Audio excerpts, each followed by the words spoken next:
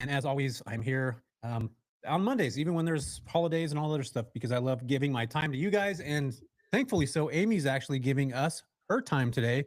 Amy has been an investor for quite some time. And, honestly, Amy, I was talking to you about this earlier that most investors, I feel like they're scaling backwards. They're using their own money most of the time. I did that. I tied up my cash a lot of the time. And I think I missed the real opportunity real early on. So today we're going to break down some of the easiest and fastest ways of how you can actually scale and use other people's money. As I mentioned before, Amy's here who's mastered this. She's like literally got it down. We're going to dive into what holds people back, how to actually do it, and why this is probably the number one skill that you'll need in 2025, especially if you're wanting to grow. So, Amy, you want to do a quick intro about yourself? Sure, you are too kind. Great to be here. Hello, everyone. Yeah, for those of you who don't know me, my name's Amy Mahjoory. I've been investing in real estate over the last 11 years. Started flipping houses in downtown Chicago while working a full-time job at Dell Computers. Had no idea what I was doing. Found mentors, all that good stuff. And it was crazy because I never planned to be a real estate investor. I was trying to get a job at Nike. But because of my skill set of raising private money, which I didn't know, I had this natural gift. It's the one thing I'm good at, guys, of raising private money. On accident, I ended up flipping 10 high-end properties in downtown Chicago my very first year, like knowing nothing about real estate. And I turned a nice profit. And at the end of that year, I was like, dang, yes, I fell in love with the transformation process and I'm going to flip houses for the rest of my life. But I also saw that there was no cap to my financial earning potential. And so I was like, you know what? At that point, 10 years ago, real estate became the game changer. And for me, it's just allowed me to experience more things in life that a traditional 9 to 5 would not allow me to do. Yeah. So you've been able to like actually get other people's money, like actually be able to raise it, actually be able to help you scale. And Yeah. you didn't like your job at Nike, it sounds like, or you were wanting the job at I Nike and you wanted didn't like. like, I was so obsessed with Nike, this is embarrassing, but I'll admit it. I almost got the Nike swoosh sign tattooed on my No body. way. So, Dang, um, you're like, yeah, I you're was hardcore. Oh, look, I'm even wearing oh, look, I'm wearing a Nike sweatshirt. We've digressed. oh my gosh, that is funny. Are you, do you have any Nike stock then? Can we at least say that? Did you buy any Nike I stock? no, I bought Lululemon, but no, but you know what though? I'm actually gonna before you go into this next question, Yeah. I when I got into this business, even just as a hobby, right in the beginning, I know so many people who are watching who may watch the replay can relate to this, and you probably can too, Jesse. But my family didn't support me. A lot of my friends didn't support me. People thought I was crazy. You're never gonna make it. I was never looked at as a leader. I lost three of my best girlfriends along the way.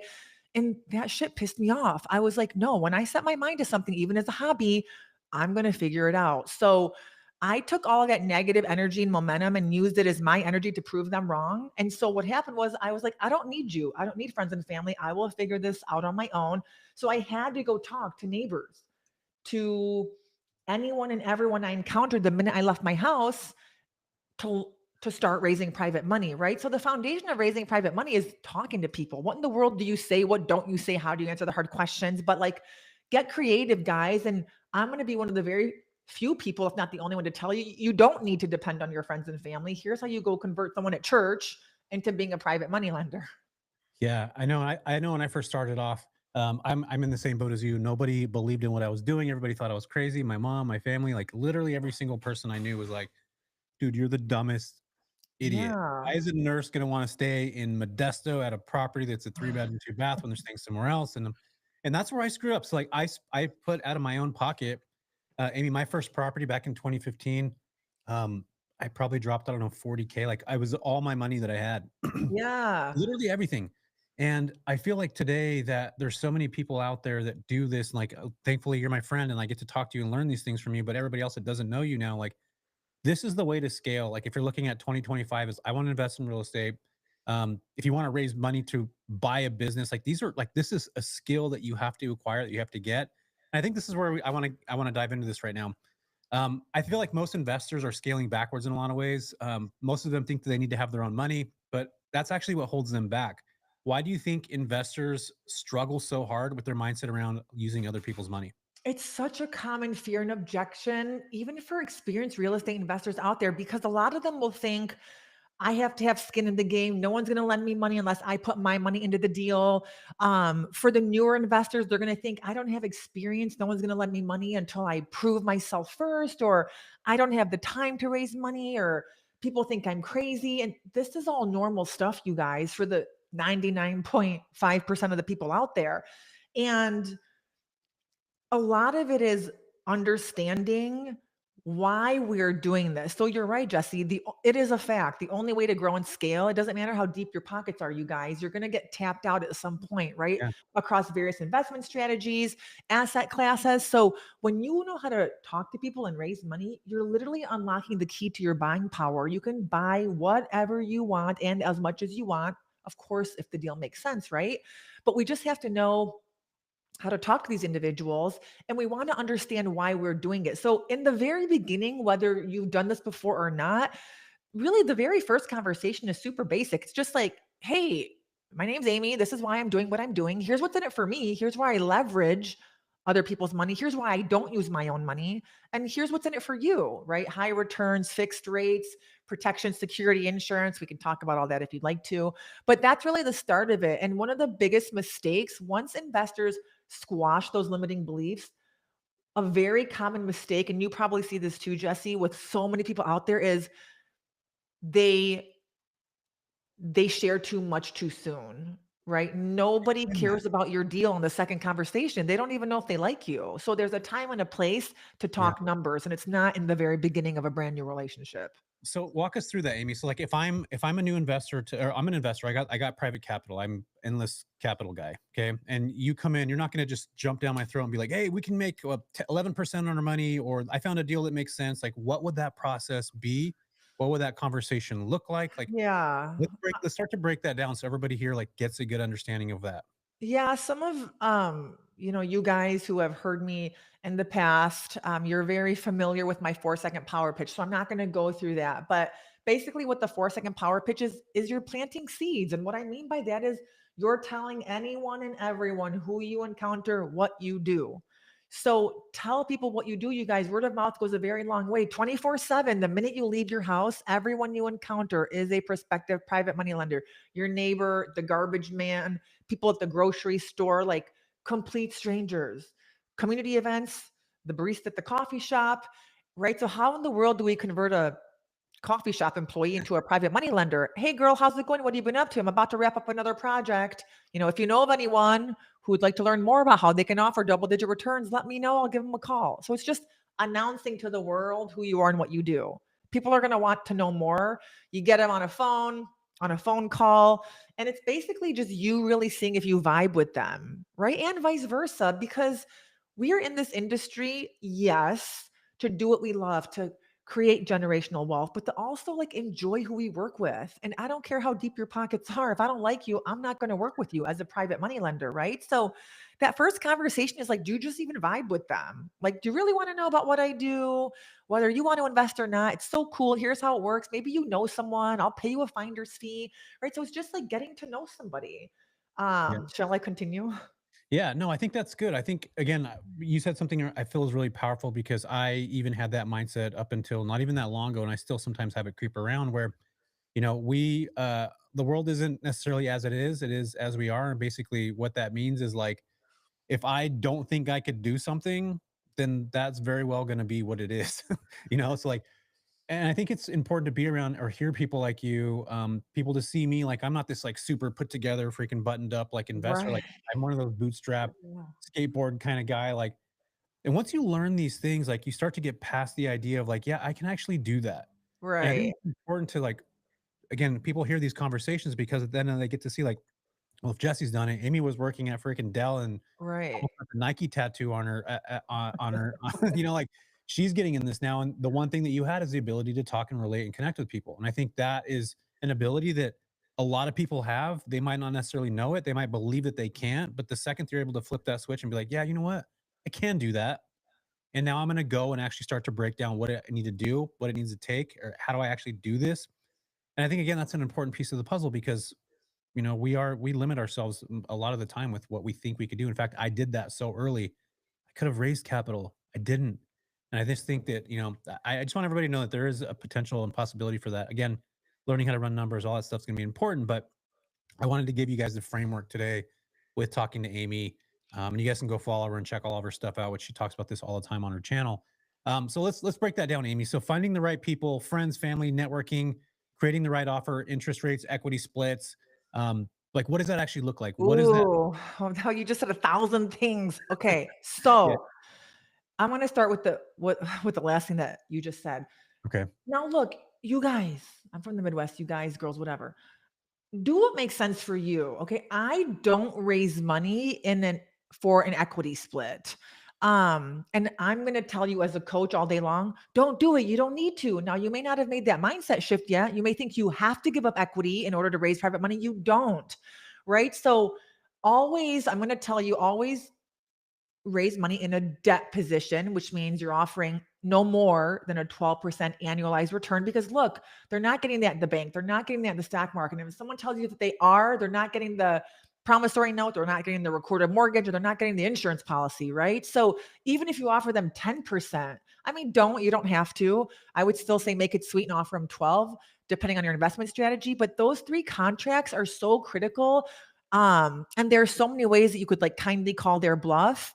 So raise money in a debt position, for regardless of what your strategy is. Now, there were some other things you said. My mind started racing. What else were you talking about?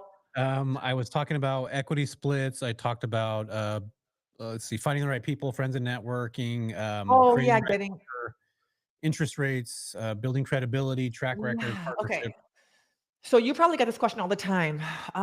What do you think is happening to the market? Everyone's sitting on the sidelines. Everyone's been sitting on the freaking sidelines for 3 years, for 4 years. Stop sitting on the sidelines, you guys. The time is now.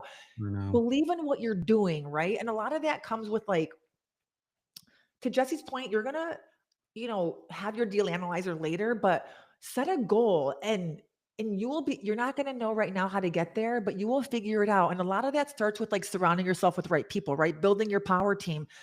A private money lender is not going to care that you're brand new. They're going to care that you know how to analyze a deal, that you know how to hire a contractor, that you know how to pick out the right target market, right? So as long as you know how to convey that with confidence, that's the key word, they will lend you money. There's so many ways that everyday people, not just wealthy people or people of influence, can lend you money. They can lend you money through retirement accounts, through their home equity lines of credit, Yeah. through cash that's sitting in the bank collecting dust. And so 401ks, right? I think 401ks you can or no? Yeah, yeah, 401ks, as long as they're self-directed, 401ks, Roth IRAs, there's a whole strategy actually.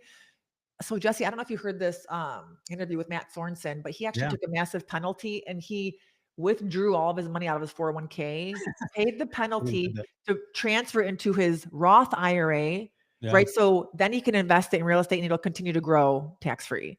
right. So and even that right now still gives me anxiety. We've I know digressed. that But does. there's so much you can do, but the biggest piece of advice, you guys, is there's a time and a place for the conversation. All the stuff we're talking about tonight, you're not going to share this with your audience in just one conversation, right? Think about each conversation, each follow-up, is use the credibility pieces in your business as your excuses to follow up with people. So, hey, you said you want to know more. Cool. This is my power team. Hey, you said you want to know more. Cool, cool. Let me send you my list of frequently asked questions. Or, here's an example of a past project we've completed. Or here's an example of projects my general contractor has completed if you're brand new, right? So every conversation, just pick one topic in your business that you're going to discuss. And then I'm very breezy and casual. And I found that my audience likes it best is I always end it with, that's just a very high level overview of who I am and what I'm doing. And if you want to know more, cool. And if not, no pressure. And then I remain silent. And they always want to know more, right? Because we don't overwhelm them with information because I do target everyday people. But Jesse, to your point, how do we get creative and think outside the box? Yeah. Right? So start putting yourself into environments where there are other entrepreneurs, not just real estate investors, right? Go to high ticket fundraising events, invest in, I don't know, box seats at some sort of a sporting event, just There like you go. you have to like put yourself out there. For those of you who are introverts, fine, start from the comfort of your own home. LinkedIn, everybody, man, if you don't have a LinkedIn account, I don't know what's happening. But LinkedIn is a huge source of funding. And I don't mean by targeting real estate investors, start reaching out to investment bankers. I think we may have talked about this in the past, right? Yeah. Stockbrokers, financial advisors, people who know people with money, right? And it just starts with conveying that same message at a very high level. Who are you? What do you do? And I'm very direct. So, I mean, I put that out there. I'm not here to steal your clients, right? If you want to collab, you have a client who wants to diversify, let me know. I'll educate them. And if it works out, I'll pay you a finder's fee and we can take it from there. There's so much, but the Yeah. biggest piece of advice is just start telling people who you are and what you're doing, but don't think about raising private money or don't start having the conversations until you do know how to like talk numbers with confidence and analyze the deal. Because some people may say, "Oh, I've done this before, just show me the numbers." And then you don't want to like panic, right? Yeah, you don't. And you want to have multiple different numbers. Like if you're doing long term, you're going to want to have long term numbers. You're going to want to have short, or maybe a blend of all. Um, Yeah, that's actually a great point. You want to have multiple. So especially today, you do want to have multiple exit strategies. 100%. Yeah, I think now even Amy, like to buy a property that, I mean, let's look at your San Diego property that you bought that I think is so awesome. Did you sell that yet, by the way? Is it still on the No, market? because I'm torn. It's listed for sale, Yeah. but we're actually getting, uh, STR permits on one of the buildings, Dang it, yeah. but it's like I'm torn between actually keeping it and so now I will consider bringing in my private money lenders as equity partners, Got you. um, because, right, it's like, do we take the immediate Cash cash? front, yeah. I Or mean, the write it numbers out. are insane. I love that property. For those of you who don't know, Amy picked up it's basically, it was an entire rehab property. I think I saw the original. It was like pretty beat up. Was it a fourplex in San Diego? Four? It's a 10 unit, but Hmm. it's a sixplex and a fourplex, and it was like it had so many, what's the word? Violations. It had been Code violation. abandoned for like 2 years. It was a probate deal. Got you. Got you. And yeah, now we're like, do we sell it or do we? Because it's the Yeah. location, is insane. It's gonna appreciate like crazy. Yeah. If you I wanna would go like in on I would set the four out. This is what I would do, Amy. For those units that you have that are on their own, I would turn those all into midterm. Your other ones, maybe turn them into long term and watch your net operating income flip. Like just from doing that. yeah. And then you put that back up in 2 years, 3 years with net operating income showing that you're like that property is now worth, I don't know, 4 million. I don't know what it's worth now or what it was worth, but I know you did some work to it. But that's a cool way to structure. So that's where my brain goes. Is like, okay, we're actually looking at this deal. What can this deal look like? We can obviously go the long term route, which you have to do. A lot of traditional banks are looking at that, but there's also a lot of new banks that are thinking more of a on a an investor mindset, like a modern investor about short term, right? They're talking about midterm. So what those numbers actually look like. So you get a chance to really know what that, how to run those, like break it Yeah. down really deeply. So can you actually walk us through, Amy, just a real quick, like a real life example of how you structured your first private money deal or what that actually looked like so people can get a good understanding of what this could look like? Yeah, that's a great question because I the reason that's a great question is on my first deal, I did the same thing as you. My very first deal, and I put my own money, Gosh, about 50 grand into it, right? And yeah. that was a mistake for many reasons. We won't get into it. So from my second deal and then forever, I've leveraged private money. Um, and so my very first deal with private money, I actually had it was I had two, not three. I had two private money lenders on the deal, but whether it's 2 or 3, it doesn't matter. And so many people think, well, how in the world can you have 2 to 3 private money lenders on a deal and hard money? Because I was drinking out of a fire hose, right? Wearing 1,000 hats at the time. So I got max leverage from a hard money lender, that gap funding, right? The difference for those of you who don't know that they won't fund because hard money doesn't give us 100% plus all my carrying cost. Did I you didn't get want to come out of 70? pocket. So I raised that in the form of private money from I think only 2 different private money lenders. So what happened is hard money lender, you guys know they're always in the first lien. That's a non-negotiable, right? Mm-hmm. So I had one guy lend me like, I don't remember, 35 grand, another guy like 55 grand. And so the way I determine lien position is the whoever gives me more is in second lien and then the next person is in third lien.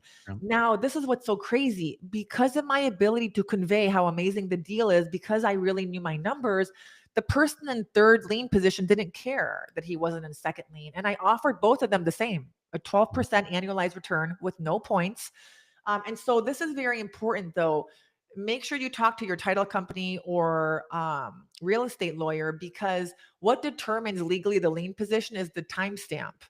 So you want to make sure that whoever you're putting in second lien, their paperwork gets filed first, and then so on and so forth. Like I've had deals in Chicago where I had 5 private money lenders on the deal. I just had to have 5 separate set of loan documents and 5 lien positions, and we were compliant and nothing was an issue. But I still give everyone, whether you're in first or fifth lien, 12%. Got Like, you. So you're still giving them 12 to 15%. Yeah, I know that a lot of investors, if they're lending money, they'll want to be in second position. Hard money has to obviously be first, and then third, fourth, fifth, so on and so forth. A lot of people don't like to be after that number two. they don't. But again, so this is why, like, I'm an open book. So I would show my private money lenders, I still do. Like that San Diego deal, I think, whoever's watching, I think we have hard money and first, and then we have 5 private money lenders on it. And actually we don't have any uh lien positions on it, but we have JV agreements and separate operating agreements. But where was I going with this? I don't remember. Oh, so my lawyer is Mark Kohler, and it was just until a couple years ago that he was like, "Look, you're fine the way you're doing it, but if you have any more than like 5 max on a deal, let's create a multi-membership LLC." Um, just to like fly under the radar. But as long as you guys are structuring the deals right and you've got your separate lien positions, talk to your lawyer, but you should be fine. But what I was getting at was I would show them my numbers, right? Like, who cares if you're in third lien? Look at the deal. Like how conservative I was on my ARV, my holding costs. Because a lot of investors don't calculate their holding costs properly, right? So worst case scenario, I'm just going to make a smaller profit. Now I took big losses. We won't talk about that. You already know the story, Jesse. And for those of you watching, it's all over social media. But when you structure your deals right, you don't have to pay people back. They made an investment, right? Right. But when you know how to structure your deals and you know what you're doing in real estate, it's so easy to rebuild. It's so easy to pivot your investment strategy and not exit the industry. So there are a lot of moving parts. And a lot of it just goes back to knowing what you're doing and why you're doing it, and then being able to build that power team properly. Yeah, I feel like a lot of people get stuck right there. It's like, what do I do? Who am I supposed to talk to? What do I get? What's the best way to do this? And they get stuck in their own heads. And again, that's what I did a lot of the time. I think another thing too for new investors, um, what do you feel like someone that has no track record? And you kind of hit this a little bit ago. What's the best way to attract investors? Leverage partnerships? Is it testimonials? Is it small wins? Is it credibility Yeah. boosters? Like what actually, so for somebody new that's like, I've never raised money ever, I've done a couple deals. What do I need to do to get credibility? Okay, great. So that's a common question too. So first start by getting organized. Like pick a target market. If I ask you why did you pick this target market, be able to give me a solid response, right? So start crunching numbers, start looking for deals, start to interview general contractors, start to look for investor friendly realtors, like start doing the business. You're going to screw it up. You're going to miscalculate before you start raising private money. And once you've picked your neighborhood, right? And once you know, all right, I've decided you want to pick an investment strategy. I've decided I'm going to flip or I'm going to go buy small multifamily units. Then practice your deal analyzer, create a deal analyzer, and then I would say you'll be in a position to where you can start planting seeds and letting people know you leverage private money. You still don't have a team, you don't have the experience, but look, before you buy a property, you're going to have a general contractor, right? So leverage your team's experience. You all have goals. If you're a brand new real estate investor, you have a goal, right? If you don't have a goal, here's your goal. Your goal is to complete 3 transactions by the end of this year. Notice how I left it really high level. I'm not saying flip, wholesale, multifamily. You can go do 3 referral fees. So you're not lying, right? So talk about what your goals are and why you're doing what you're doing if you're brand new, just to start. Yeah, I think that's a good move. And again, like I'm going to lump myself in this category. I know I keep bringing it up because I feel like this is where I talk to people and I'll bring up, well, what about private money? I don't have the deal. I don't know how to do it. I don't know how to ask for people, ask for money. I don't know what this is. So Amy's giving you the blueprint right now of like what to start to do, what to start to ask, how to think about these things. And our goal here today, Amy, was just to educate people on like what the actual benefits are and how to get private money. Because again, I know for myself, I always get so stuck in that like, I don't know how to do this. This is probably not Right. the best way. I don't want to lose my money, and I sure as hell don't want to lose somebody else's money. I care more about somebody else's money than I would my own. So what would you Right. say to people that say that? Because that's something that was one of my biggest like. It was like I don't want to lose anybody. Like I'd feel it in my gut, like that stomach, like oh my god, I just can't do it. I think that makes you a better investor, honestly, when you do it. But I would love to hear Yeah. your thoughts on this. I mean, look, guys, I don't want to freak out the newbies. It's probably going to happen. Like, you're going to have a deal where you're going to lose money. It's just a matter of how much money. And at the end of the day, you want to make sure the net is a positive gain, right? So, this is why it's so critical. This is why I just preach about the power of raising private money, because when you lose, as long as you know how to raise money, you can pivot your investment strategy, because the demand in the housing market is not going anywhere. Now, look, you have to tell yourself. So, Jesse, you and I have a lot of friends out there who are very open about how they will not sign personal guarantees and they will not pay back their private money lenders, right? But Yeah, they own it, they put it out there, they make sure their private money lenders understand that. I don't. If they ask, I will sign a personal guarantee. I do tell them, even if they don't, that if we do take a loss, my goal is to pay you back out of pocket, right? right. So everyone's different, but these are things too, you guys, especially the newbies. Like, these are questions you will be asked. So be prepared to answer them. Like, be prepared to answer the hard questions. What happens if a deal goes south? Have you ever lost money on a deal? What happens if something tragic happens to you, right? What does your portfolio look like? Who is your general contractor? How many deals have he or has he or she done? Like, why aren't you putting your own money in the deal? Is it to protect your money and put mine at risk? So, like, go through all these hypothetical what if scenarios and make sure you can answer them with confidence, because if anyone you're talking to senses any sort of like timidness or uncertainty in your voice, they're not going to invest with you. Yeah, I totally agree to that. I think you have to like have some full on confidence. Not only that, but people can hear it. If you're on the phone, like Right. they can hear your lack of confidence. If you're in person, they can see you fidgeting. They can see you like, a lot of people will put their arms like this or like talk in a certain way. So like you're visually showing that you're not confident in what you're doing. And that's where the number running and all that stuff comes in, right? I mean, like you got to really know how to do that. And I'm talking like analyzing hundreds of deals because you're right. Yeah. I think at the end of the day, you're going to lose money, especially if you're in the game long enough. Hopefully, it's not your first deal, right? Right. Hopefully, it's not that, but eventually, at some point, you're probably going to lose somebody money. I think this is like this was a big one. Like I think that a lot of people eventually, if they're in the game long enough, it's going to happen. It might even be your first deal. And I've watched people that have had this happen where they raise money for the first time, Amy, and they lost 20, $30,000 and they're out. They're like, I can't do this anymore. This is not for me. It's part of the game. Like you're gonna It you're is. gonna win and you're gonna lose. And maybe it was a lot of the times it's like somebody gives you they say it's going to cost 150,000 to renovate. Before you know, there's a foundation issue. Now you're up to 180, and you're $30,000 over, and you're like tight on your budget already. And now you're that 30 that foundation issue is what actually caused you to have that issue. And a lot of times that could be it. It could be something on the construction side. What would you say on that? And like, would you have multiple different contractors coming in and getting different bids? Like, what's your thoughts on Yeah. the piece? So, I have such that's a whole nother story in my like vetting Yeah, process. So yes, before I found my go-to GC, I would have a handful of different GCs come through and like give me an informal inspection. Because I always still to this day waive my right to an inspection because it just makes our offers, as you know, more competitive. yeah, But I still have an informal inspection done. But this is why it is so important to have more than one project happening at the same time, right? Because you can cover and mitigate those losses with other projects that you have happening. So don't just to the newbies.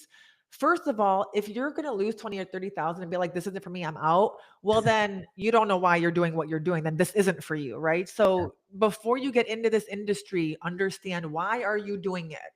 If it's just to make some extra cash, don't do it. This is not for you, right? It's fun when we're making a bunch of money and we're rolling in the dough. And yeah, it freaking sucks when we lose.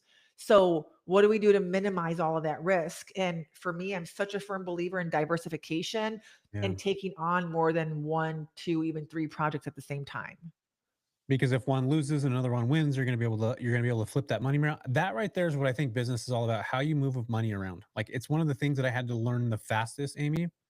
Especially with multiple different properties coming through and like money's gonna come in, money's gonna go out. Like you have to know how to manage money a lot of times because I think that's a big part of the puzzle. Mhm. But once you learn that, I think things are a lot easier. All right, cool. So I want to dive into this, some actionable steps that people could take today. So for anyone listening out there, Amy, who's serious, or anybody out there that's listening and they're actually serious about scaling, using other people's money, what's the first action steps they should be taking this week? Would it be like write down 5 people that you could ask private lending questions to? Would it be reaching out to you? Would it be, starting a conversation with somebody? What would that actually look like? So number one is what's your why? Yeah. Right? We hear that often, but why are you doing this? Okay, that's number one. Understand why you're doing this. Number two, yeah, send me a DM on Instagram. I don't care. I respond to all my DMs. I'll record a video. I'll tag you. That way other people can learn from it.